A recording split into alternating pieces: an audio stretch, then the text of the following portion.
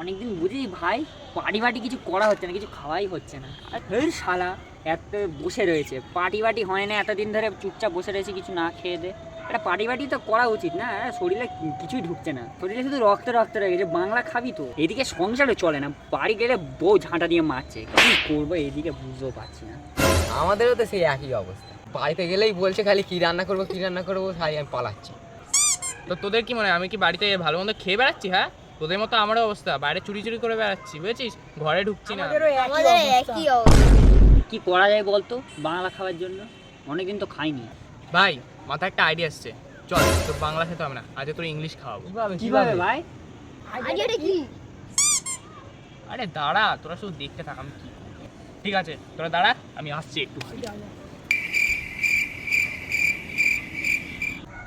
এন্টোনা তো অনেকক্ষণ গেল, এখনো আসলো না। তো মালটা তো ইংলিশ খাওয়ার কথা বলে আর এখনো আসলো না, পালিটালি গেল নাকি রে?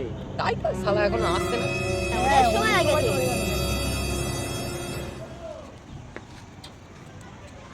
এসে গেছি আমি।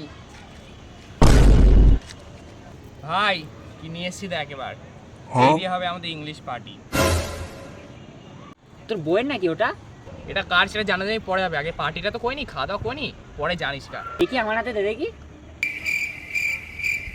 তো পুরো খাঁটি সোনা রে, চেনা চেনাও লাগছে অনেকটা, দেখেছি যেন। এনে দাঁড়া ভাই, এটা বিক্রি করে পার্টি হবে রাত্রিবেলা, আমি জিনিসপত্র নিয়ে আসি এটা বিক্রি করে, বুঝেছিস? যা যা যা।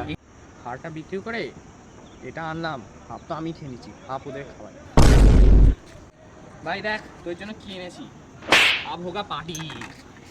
ইংলিশ এনেছি, দেখ ইংলিশ এনেছি। এনেছিস তো ঠিক আছে, তো খালি কেন এতটা?